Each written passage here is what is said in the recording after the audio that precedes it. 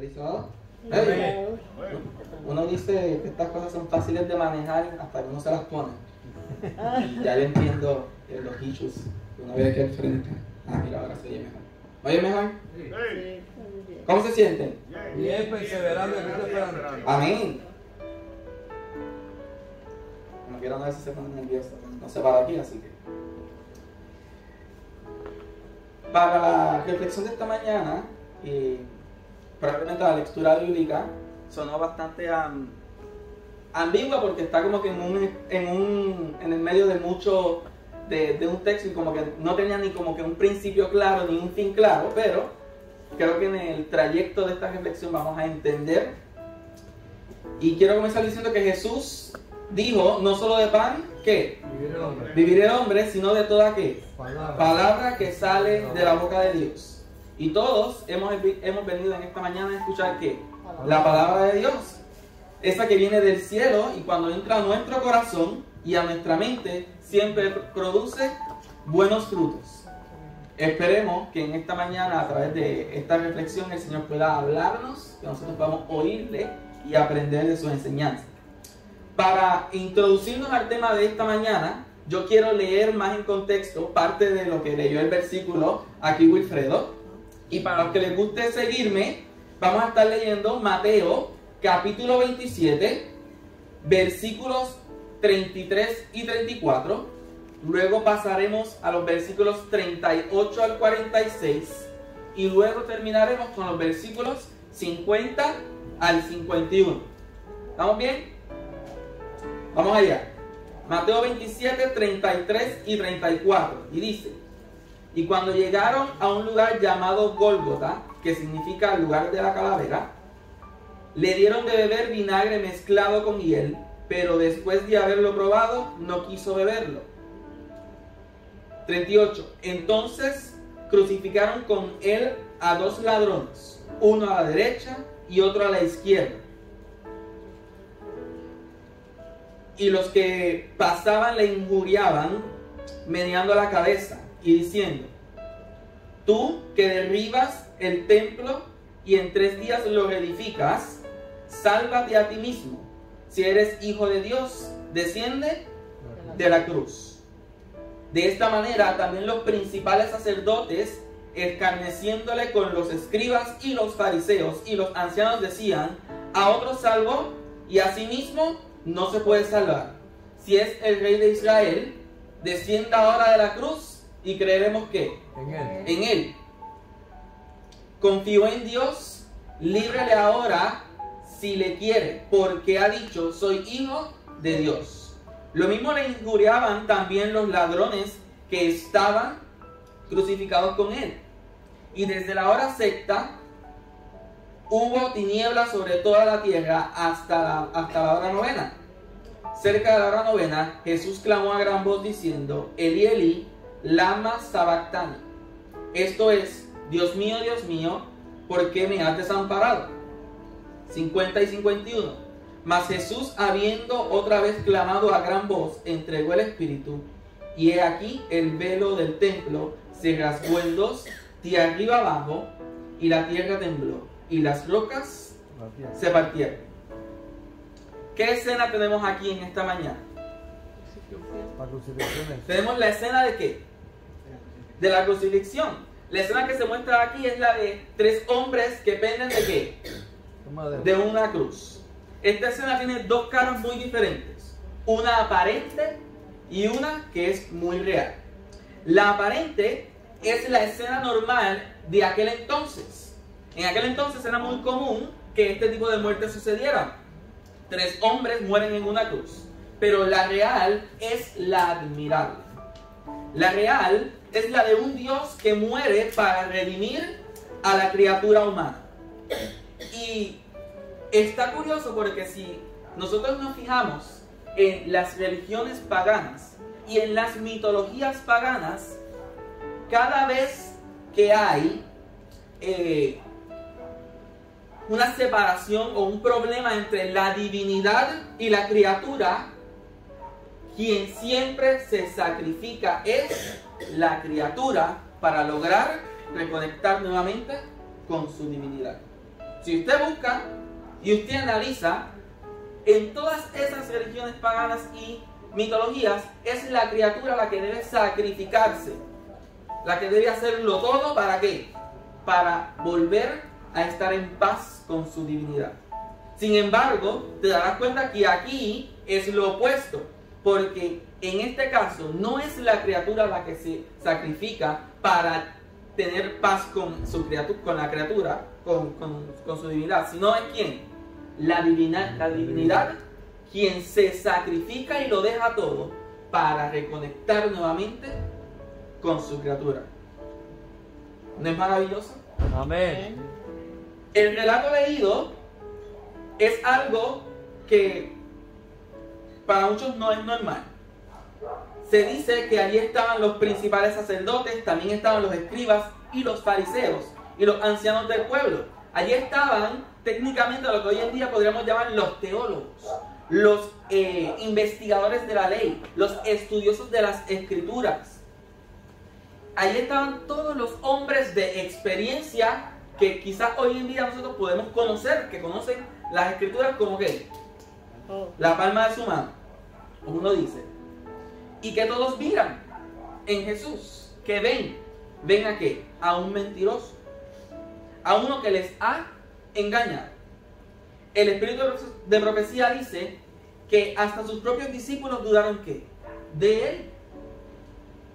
Pero vamos a ver, todos los que creían en él, todos los que tenían esa percepción de él al inicio, todos los que creían en él, que en ese momento se vieron de primera instancia como defraudados.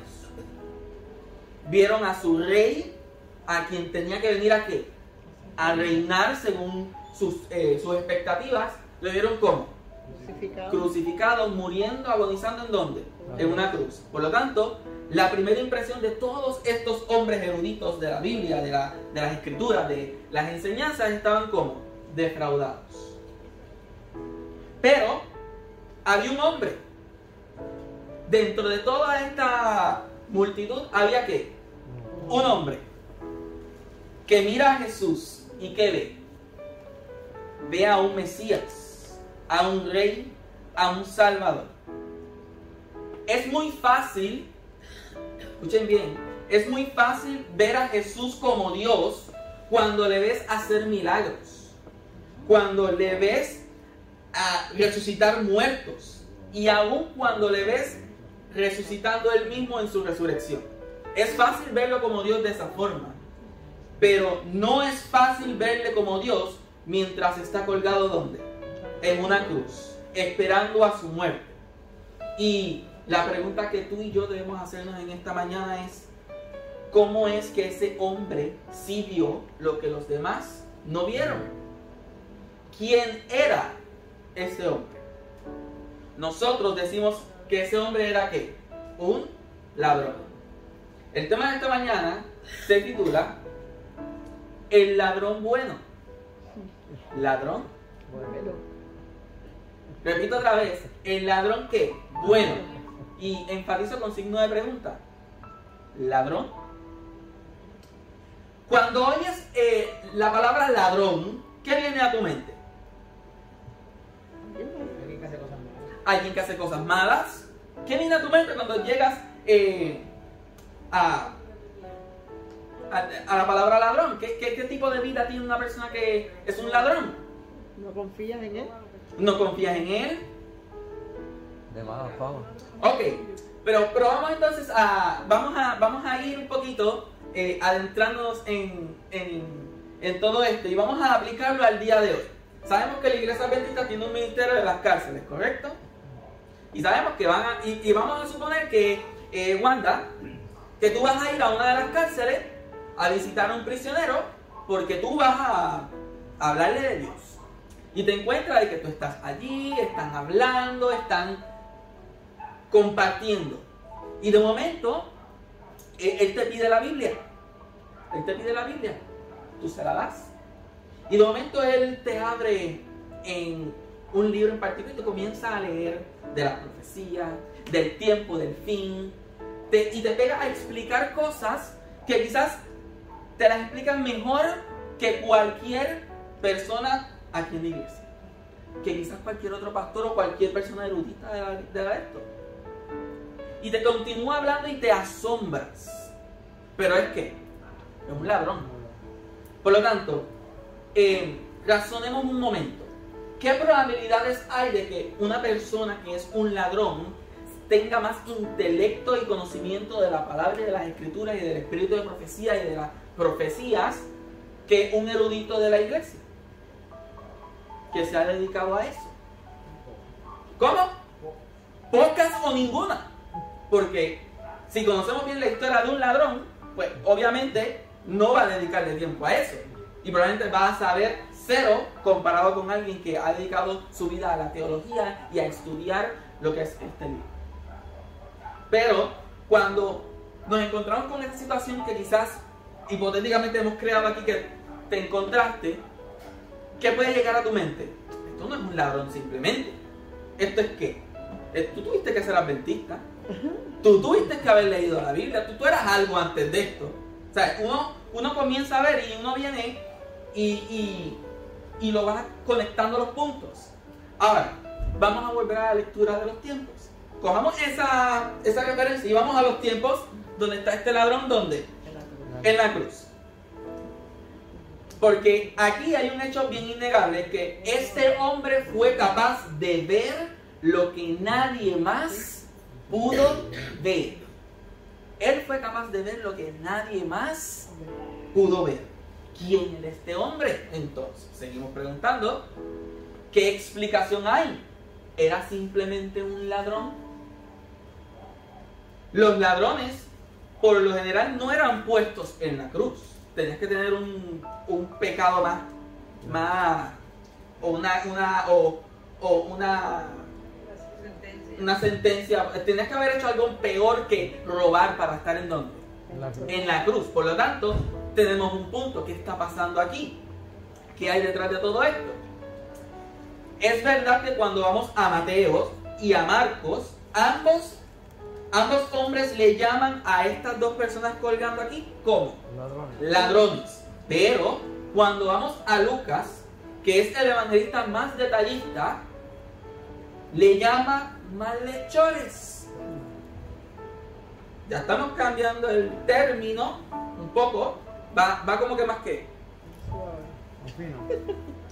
Pero entonces, cuando vamos a Juan, que escribió muchos años después, en tranquilidad y en más serenidad, les llama como hombres. Uno a su derecha y otro a qué? A su izquierda. Cuando el espíritu de profecía intenta explicar por qué ese hombre vio, es porque el espíritu iluminó ¿qué? Su mente. ¿Qué interpretas por esto? ¿Será que el espíritu colocó en él el pensamiento así de la nada? ¿O simplemente le recordó lo que el hombre ya sabía y tenía conocimiento? ¿Crees tú que el espíritu simplemente le hizo, vamos a soplar aquí? Y salió esas palabras de él. ¿O simplemente le recordó lo que él ya sabía? Mis hermanos, el espíritu en ese momento estaba cumpliendo con una de sus funciones, de recordar. Y en esta mañana vamos a ver quién era quién, ese hombre. Para recordar, él debía tener ¿qué? Conocimiento, ¿no? Entonces, ¿qué explicación podemos dar? Que ese hombre era un gran conocedor de las escrituras. Era un gran conocedor de las profecías mesiánicas. ¿Quién era entonces este hombre? Solo una respuesta puede venir a mi mente y la quiero compartir con ustedes. Y este hombre no era nada más ni nada menos que un celote. Y usted se preguntará, un celote. Y quizás te quedas como que pensando, ¿quiénes eran los celotes? Yo también me hice la pregunta. Yo también lo busqué. Ellos eran los herederos espirituales de los macabeos. Eran la mano derecha ¿de quién? De los fariseos Y la historia trata que aparecen en el año 6 después de Cristo y desaparecen en el año 73 en una historia contada por Flavio Josefo, un escritor judío que lo describe de una forma bastante detallada. Describe aquella gran fortaleza llamada Masada, donde un grupo de celotes judíos dirigidos por Azar Ben Yair son sitiados por Roma, y aquellos judíos aguantaron 7 años de asedio. Y cuando se les acabó el alimento y el agua, finalmente allí todos decidieron quitarse la vida entre ellos en vez de entregarse aquí al poder romano. Eso es para que tengan un poquito de historia de quiénes eran ellos y lo que pasó con ellos, cómo desaparecieron y cómo surgieron. Ellos, miren qué detalle tenían ellos. Ellos se caracterizaban por ciertas cosas. Eran los defensores del nacionalismo judío y eran guardianes de la pureza de la ley. Pero fíjense en los datos que les voy a brindar ahora. Elena de White nos dice que Barrabás era un ¿qué? Un celote. Y que los hombres que colgaban allí con Jesús eran sus compañeros. Por lo tanto, si empezamos a dar ¿qué? Los puntos, todos sabemos que Jesús ocupaba el puesto de Barrabás, que sí merecía estar allí. Y entonces si seguimos este planteamiento, vemos que aquellos dos hombres que crucificaron con Jesús eran compañeros de Barrabás, y estos también eran ¿qué? Celotes. Por lo tanto eran conocedores de ¿qué? ¿De la qué? De la palabra, de la verdad, de las escrituras. ¿Conocían a quién? A Jesús. Lucas, cuando describe a los 12 apóstoles, para que vean cómo va el concepto de celote, más allá de lo que quizás nosotros por encima entendemos, vemos cómo él le pone sobrenombre a uno de los discípulos, a Simón. Le dice: Simón, ¿qué? Pedro. Y Simón, ¿qué? El celote. ¿Pero por qué? Es porque era el término que se usaba para describir este tipo de acciones, como lo eran los judíos en aquel tiempo, que velaban por ¿qué? Por las escrituras, que eran estudiosos, eran ¿qué? Eruditos. Y si analizamos las acciones de los discípulos de Jesús, que querían siempre estar a su derecha, a su izquierda, al lado de él, siempre estando ¿qué? Ahí, todas esas eran mentalidades de los celotes. ¿Sabes? Ahora vamos a un poquito a reunir todo porque puedan entender a dónde quiero llegar con todo esto. Los celotes tenían un papel importantísimo en aquel entonces. Y quienes eran los celotes eran grandes conocedores de las escrituras y grandes conocedores de las profecías mesiánicas. Eran muy importantes porque ¿cómo? Conocían y esparcían ese tipo de conocimiento allí. ¿Hacemos la aplicación de todo esto que conocemos hoy en día? Los celotes, técnicamente, no literalmente, como uno dice, pero en cuestión de similitud, los podemos comparar a que eran los adventistas del Antiguo Testamento. Y tú dirás, ¿cómo así? Pues sí, mira, porque si tienes que definir a los adventistas hoy, ¿son qué? Grandes conocedores de qué? De la palabra, de las profecías, de las escrituras. Son grandes ¿qué?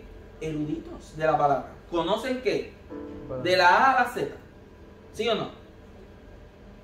Ahora, pregunto, ¿por qué a los celotes, a esos hombres ahí, colgando con Jesús, se les llama ladrones? Si ya sabemos que eran celotes, ¿por qué le llaman ladrones? Y aquí hay un detallito en la historia que quizás muchos de nosotros no conocemos y que debemos conocer, es que en aquel tiempo, cuando Roma dominaba, todo aquel que creía en el Mesías y no en el César, estaba sentenciado ¿a qué? A muerte. Si tú creías en quién, en el Mesías y no en quién, en César, estabas destinado ¿a qué? a morir. Pero había algo más a fondo. Había una ley más profunda que decía que el que no creyera en César como Dios, el que no creyera en César como ¿qué? Como Dios. Como Dios, nadie le podía ayudar.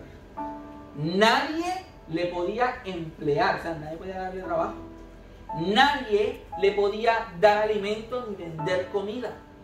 Y nadie le podía dar hogar.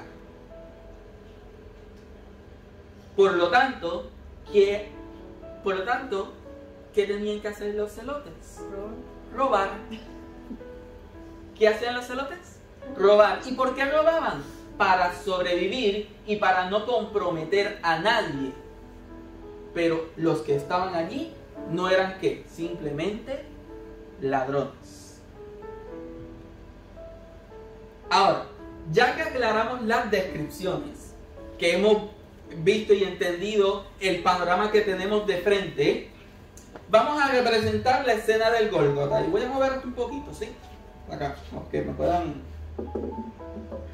Sí, no te preocupes que yo voy a estar aquí en el medio. Ok, yo voy a meter aquí porque tengo aquí. Ok, vamos a imaginarnos que este área de aquí es el Gólgota. O sea, usen su imaginación. Cierren sus ojos un momento. Imagínense que están mirando hacia el Gólgota. Y piensen que es una montañita. Ustedes han visto las fotos que se ponen por ahí y de Semana Santa y todas esas cosas, ¿sí? Entonces, vamos a imaginarnos entonces las cruces.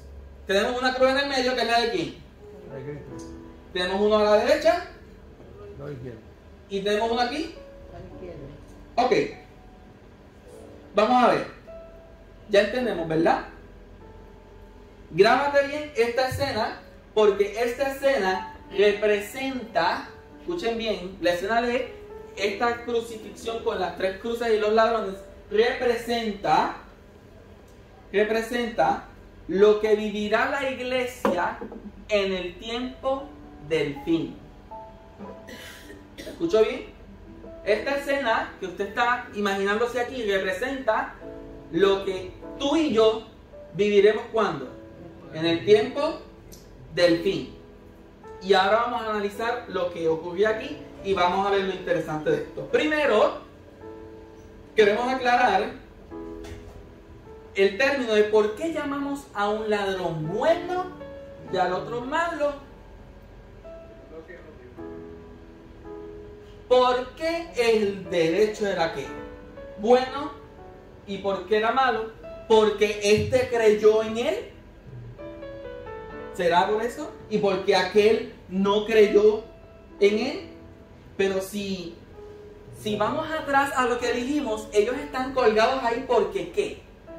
Porque creyeron en quién. So, ya estamos hablando, es decir,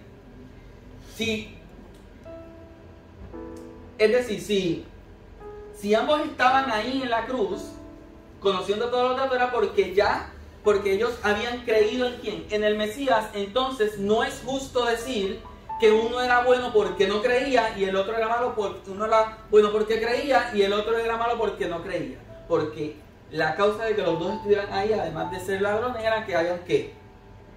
Creído en él. Seguimos. La pregunta correcta sería: ¿por qué el hombre de la ¿qué? De la izquierda dejó de creer? ¿Por qué dejó de creer mientras que el de la derecha seguía ¿qué? Creyendo. Veamos bien para poder entenderlo.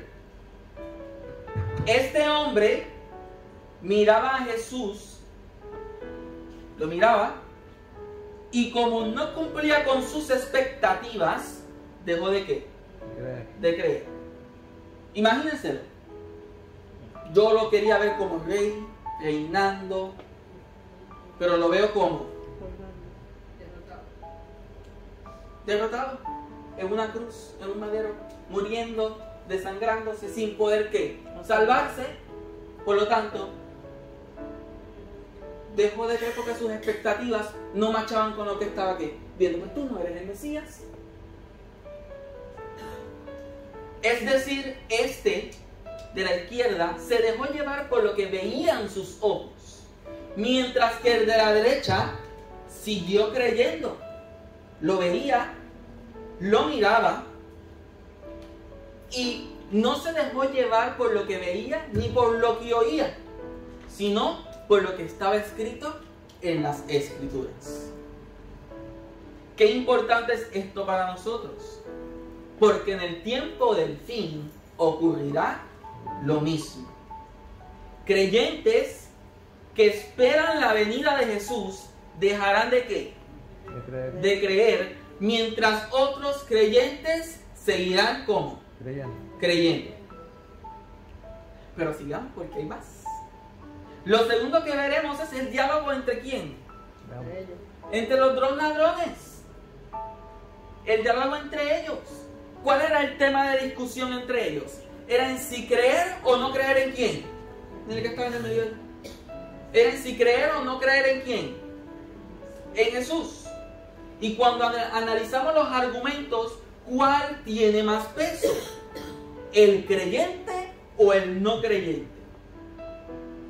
¿Cuál tenía más peso en argumentos? ¿El creyente o el no creyente? Dime tú. El no creyente.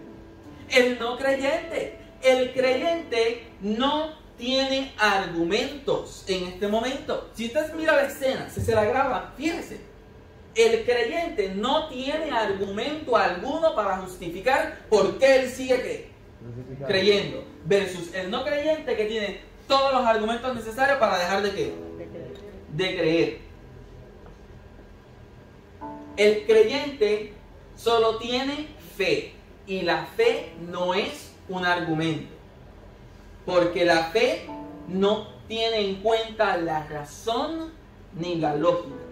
Sin embargo, el incrédulo tiene un argumento tan fuerte que es tan demoledor que destruye la fe. Y con esto entramos al tema clave de los argumentos. Vivir la religión con argumentos es maravilloso, porque los argumentos te dan la razón. ¿Dónde está el problema entonces? El problema lo vemos mostrado en la escena del Calvario. En el tiempo del fin tendremos que vivir la fe por la fe. Amén. Repito otra vez. En el tiempo del fin tendrás que vivir la fe Por la fe. por la fe. Sin argumentos. Jesús lo dijo bien claro. Mas el justo por la fe vivirá. ¿Qué nos quiere decir? Que el justo no tendrá argumentos para defender lo que cree. Y usted me dirá, ¿cómo va a ser? Porque vivir por la fe es simplemente difícil. Y quizás ahora no lo notamos porque hoy tenemos ¿qué? Los argumentos a nuestro favor. Pero cuando se vive sin argumentos, la lógica y la razón se confunden porque nada te hace ¿qué? Sentido, no entiendes nada. Y cuando uno vive la vida sin el apoyo de la razón y la lógica, se apodera de ti la inseguridad. Cuando tú no tienes, cuando no tienes, no hace sentido nada, como que no hay razón, esto no tiene lógica, no sé qué es lo que está, tu inseguridad se trepa a las nubes. Y para poder entender esto de los argumentos y cómo esto va a pasar en el futuro, les voy a relatar un posible caso escenario que uno pudiera ver. Esto es imaginación para poder uno entender. La Biblia claramente dice que el enemigo, antes de que Cristo venga por segunda vez, se va a disfrazar de ¿qué? De ángel de luz y va a ¿qué? Y va a intentar engañar inclusive a los escogidos. ¿Ok? Se va a disfrazar de luz y va a predicar ¿por dónde? Por todo el mundo. Y va a haber un falso reavivamiento a causa de ¿qué? De sus predicaciones, ¿no? Y todo esto va a pasar. Piensa que hoy en día tú le hablas a tus familiares, a tus primos, a tus sobrinos, a tus hermanos, a tus tíos, a tus amistades, a tus compañeros de trabajo, tú les hablas de todo esto, de la verdad, de que Cristo viene, de que tienen que acercar, pero te tildan de qué? Fanático, loco. Llega este momento donde el enemigo se disfraza de luz. Y en ese tiempo, cuando tú los invitabas y ellos te criticaban, ¿qué tú les decías? Chicos, es que tú tienes que ¿qué? ¿Tú tienes que qué? Pero tienes que venir. O sea, tú no puedes decirme a mí que yo soy un loco si no vienes y qué. Si tú no vienes y lo miras por ti mismo y lo vives, no puedes qué. Hablarlo. No puedes criticarlo. Por lo tanto, piensa que llegó este momento y ya tú sabes, ya tú conoces la historia y tú sabes que ese es el falso Cristo, y tú dices, llegan a ti tus familiares, tus tíos, tus primos. Wilfredo, perdón. De verdad, no hay manera de yo explicártelo. Cometí el error de no hacerte caso. De verdad, perdón. No debí juzgarte por todo lo que te dije porque no fui a verlo antes. Pero esas predicaciones que está dando están, y por eso es que venimos a invitarte, porque queremos ir contigo a su próxima predicación que está en tal sitio. Y ahora mismo tú le dices, no es para allá. Porque la recomendación de la Escritura dice que cuando veamos eso, que hagamos, no vayáis. Pero entonces tienes a todas estas gentes que antes no creían, que antes no seguían, y ahora creen y van donde ti y te dicen, yo quiero ir contigo, y tú le dices, no, pero es Jesús. No, eso no es Jesús. ¿Cómo que no es Jesús? Ellos te van a preguntar, ¿cómo que no es Jesús? Pues no es Jesús, es Satanás. ¿Qué va a pasar con ellos? Te van a decir, pero tú estás loco. Tú estás loco, tú te estás oyendo. No te entiendo. No te entiendo. Entonces, ahora ves captando. En ese tiempo, los argumentos que van a pasar, se te van a ¿qué? A ir. Porque ¿qué argumentos vas a tener para combatir eso? ¿Qué argumentos? ¿Qué argumentos vas a tener? Y eso es uno de muchos ejemplos que se pueden dar. ¿Ves lo importante de prepararnos ahora con lo que tenemos? Con los argumentos. Prepararnos como ahora.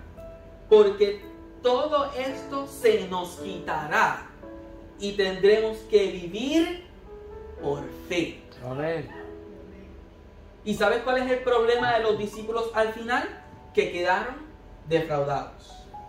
Por eso todo porque tenían una expectativa incorrecta de Jesús. Y cuando lo vieron morir, todos quedaron defraudados. Y lo que pasa con esto es que si no te preparas, en el tiempo del fin te vas a ver ¿qué? Defraudado. Porque no vas a tener argumentos y te vas a sentir solo. Pero es porque tienes que aprender a vivir por la fe. Amén. Pero tienes que prepararte ahora que tienes los argumentos y las herramientas para resistir el tiempo final. Cuando un creyente se siente defraudado por Dios, cuesta mucho quitar ese sentimiento. Ahorita que Wilfredo mencionó que él se imaginaba a todas estas personas que habían pasado y que ya no están aquí con nosotros. Si a muchas de esas personas usted le pregunta por qué se fue de la iglesia, probablemente el 80, el 90% te va a decir, es que la iglesia me defraudó. Es que estoy decepcionado. Es que el hermano me defraudó. Y todo esto conlleva a que Dios me defraudó. Y ese sentimiento de defraude, ¿es fácil de quitar? No. No es fácil de quitar. Y lo podrás notar cuando los discípulos se volvieron tan incrédulos en creer que él había resucitado. Incrédulos como piedra, de que tenían que ver para poder creer de que Jesús había resucitado. Para cerrar el tema de esta mañana, que nos ha introducido a algo diferente a lo que usualmente estamos estudiando. 3 últimos consejos, ideas y enseñanzas que tenemos de esta reflexión. Primero, tenemos que aprender a vivir la fe por la fe ahora. No mañana, Amén. no en un mes, no cuando vengan todas estas situaciones, no. Ahora que tenemos que los argumentos y las herramientas, tienes que aprender a vivir ahora. Amén. Por la fe, para que cuando se te quite lo que te hace vivir por la fe, tú puedas ¿qué? Sobrevivir. No por vista, no por oír y no por argumentos, no por lógica ni por razón. Tenemos que aprender a vivir por fe. 2. Cuidado con albergar falsas expectativas de Dios o de las cosas relacionadas con Dios, como lo es la iglesia, los hermanos, las entidades. Cuidado, no crees falsas expectativas, porque al final del día, si alguna falla, terminas ¿qué? Defraudando. Porque las falsas expectativas llevan a la decepción, y la decepción te va a llevar a desviarte del camino correcto. Y tercero, ¿cuánto necesitamos desarrollar un corazón humilde? Porque solo un corazón humilde será capaz de aceptar todo lo que venga de Dios, aunque no lo entiendas. Amén. Porque solo aceptando todo lo que Dios mande, el Espíritu Santo puede iluminarte para que veas lo que no se ve. Como el ladrón. Ver lo que nadie veía por fe, aunque no pareciera lo que era, siguió creyendo en que Él era ¿quién?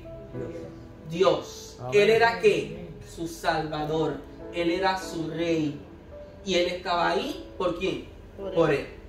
Es por eso que Jesús le dijo que Él iba a estar ¿con quién? Con Él en el paraíso. Que Dios quiera que Él pueda decir lo mismo de nosotros cuando en un tiempo final estemos en esta situación. Que tú seas como ¿quién? Como el celote / ladrón conocedor de que ¿de dónde? De la derecha. Que a pesar de que las situaciones que estaban a su alrededor no eran favorables, no indicaban lo que él creía, él siguió creyendo por lo que él había conocido y por lo que él se había preparado. Amén.